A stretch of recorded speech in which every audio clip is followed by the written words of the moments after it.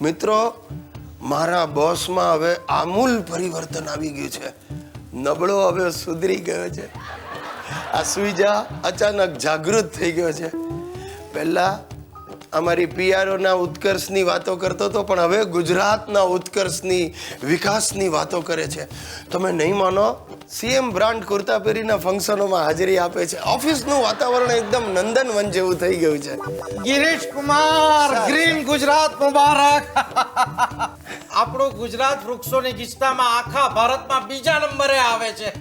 શું વાત કરે છે સર? હા ગિરીશ કુમાર, આખા રાજ્યમાં 2009 સુધીમાં વૃક્ષોની સંખ્યા 26.9 કરોડ હતી, જે હવે તો વધીને અનેક ગણી થઈ ગઈ હશે. ક્યા બાત હે જાડાવાલા સાહેબ.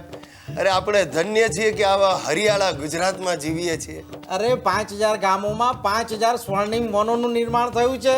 અને ગિરીશ કુમાર, વીજ ઉત્પાદન જે 2001માં 6000 મેગાવોટ હતું, તે 2010માં 12300 મેગાવોટ થઈ ગયું છે. વાત કરો જાડાવાલા સાહેબ, એટલે તો ડબલ કરતા પણ વધારે. આ હવે પાવર કટ ઇલ્લે. પણ સાથે એ પણ વાત તમને કહી દઉં, આ મારા દાદાજી જ મને કહેતા હતા કૃષિનો વિકાસ કેવો. મારા દાદા અને બાપુજી તો ગામડે જઈને ખેતી કરવાનું વિચારે છે સાહેબ. અને સાથે સાથે આપણા બંદરોનો વિકાસ થયો છે, એટલે તો હવે નિકાસ પણ વધવાની. અરે એટલું જ નહીં ગિરીશ કુમાર, આપણી કંપનીનો નફો પણ ડબલ થઈ ગયો છે. સર, ડબલ થઈ ગયો પ્રોફિટ તો પછી સ્ટાફને કઈ ડિયર, ઉપરથી ઓર્ડર આવી ગયો છે. આખા સ્ટાફને 4 પગાર બોનસ. 4 પગાર બોનસ? એક કામ કરો, હવે ફેમિલીને લઈને પરદેશ ટૂર પર જાઓ. નહીં, અરે હોતું હશે જાડાવાલા સાહેબ. પરદેશ જવાની શું જરૂર છે? સ્વર્ગ ગુજરાતમાં જ છે. अगर आपने गुजरात नहीं देखा तो कुछ नहीं देखा. कच्छ की चांदनी रात में खुद खुदा भी सैर पर निकलता है. अगर धरती पर कहीं स्वर्ग है तो वो कच्छ में है. हाय, તમે મિમિક્રી બહુ ફાઇન કરો છો. એ Girish Kumar, I have decided કે આપણી કંપનીની નેક્સ્ટ જનરલ મીટિંગ કચ્છમાં જ હું રાખીશ.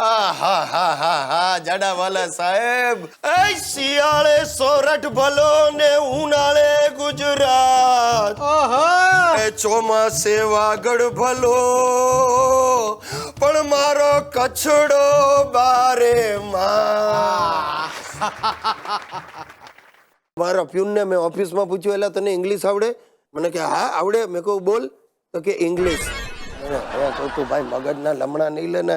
આ મારો ઘરનો નોકર ઓછો નથી. આ એને ઇંગ્લિશના ફાંકા ચડી ગયા છે. હમણાં મારા એનઆરઆઈ દોસ્ત આવેલા વાઇબ્રન્ટ ગુજરાતમાં, તે ઘરે આવ્યા તો એણે એને પૂછ્યું નોકરને કે વોટ ઇઝ યોર નેમ? તો કે my name is life boy, my father's name is sunlight. એનો વિચારમાં પડીને મારી સામે જોવા લાગ્યો. મને કે આ કઈ જાતનું નામ? એટલે મેં એને પૂછ્યું, એટલે જીવન શું બોલે તું? તો મને કે I explain what is life boy. મારું નામ છે જીવન લાલ, એટલે બોય જીવન લાલ. અને મારા ફાધરનું નામ છે સૂરજ પ્રકાશ, સનલાઇટ. મેં કહું જા ભાઈ લાઈફ બોય, તું જા ને મહેમાન માટે અડધી ચા લઈ આવ. હા જીવણીઓ હમણાં થોડા દિવસ પહેલા મારી પાસે આવીને માથું નીચું કરીને ઉભો રહ્યો. મેં કહું શું થયું જીવન? મને કે સાહેબ બેનના લગ્ન છે ને મારી હાલત તો ભિખારી જેવી થઈ ગઈ છે, કંઈક મદદ કરો ને. મને દયા આવી. મેં કહું ભલે જા, ઠીક છે, તને મારા તરફથી 5000 રૂપિયા આપીશ. રાજી થઈ ગયો. મને કે થેન્ક યુ સાહેબ, આજે મારી હાલત ભિખારી જેવી છે, તમે મદદ કરી, કાલે તમારી હાલત ભિખારી જેવી થશે ત્યારે હું તમારી પડખે ઊભો રહીશ.